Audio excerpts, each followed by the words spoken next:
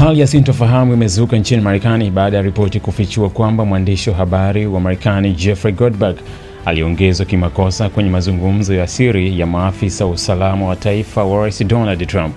Tukio hili limeibua taharuki katika duru za kisiasa na usalama nchini humo, huku likizua maswali kuhusu usalama wa mawasiliano ya viongozi wa juu wa serikali.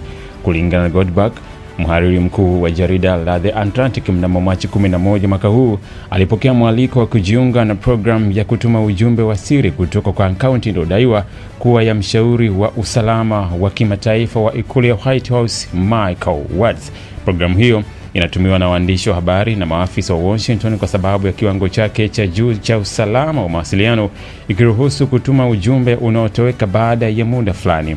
Hata hivyo, siku mbili baadaye, Goldberg aligundua kuwa alikuwa ameongezwa kwenye gumzo la kikundi lililokuwa na jina kikundi kidogo cha Houthi, ambapo majadiliano kuhusu mashambulizi ya anga dhidi ya waasi wa Houthi nchini Yemen yalikuwa yakiendelea. Kwa mshangao wake, akaunti kadhaa zilizojumuishwa kwenye gumzo hilo zilionekana kuwa za maafisa wa juu wa serikali ya Trump, zikiwemo zile zilizoandikwa majina kama J.D. Vance, makamu wa rais, Pete Hegseth, katibu wa ulinzi, na John Ratcliffe, mkurugenzi wa shirika kuu la ujasusi CIA.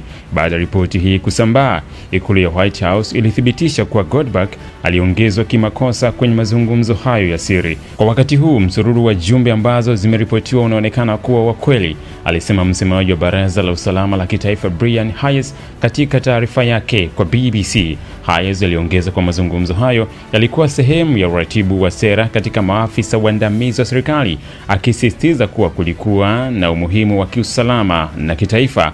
Rais Donald Trump alipoulizwa kuhusu tukio hilo, alikana kufahamu lolote juu ya kuvuja kwa mazungumzo hayo. "Sijui chochote kuhusu hilo," Trump alisema, akimwambia mwandishi wa habari, "Unaniambia kuhusu hilo kwa mara ya kwanza."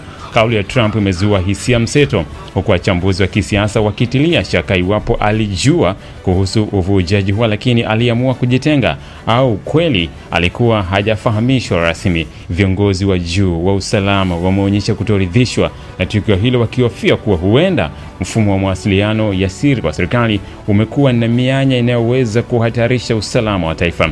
Kufuatia tukio hili, wachunguzi wa usalama wa mitandao wameanza uchunguzi wa kina kubaini iwapo kulikuwa na hitilafu za kiufundi au hujuma za makusudi iliyopelekea mwandishi huyo wa habari kuingizwa kwenye mazungumzo hayo nyeti. Kwa sasa bado hajabainika iwapo kutakuwa na hatua zozote rasmi dhidi ya wahusika katika tukio hili, lakini hali ya mkanganyiko na wasiwasi inaendelea kutanda katika duru za kisiasa na usalama nchini Marekani.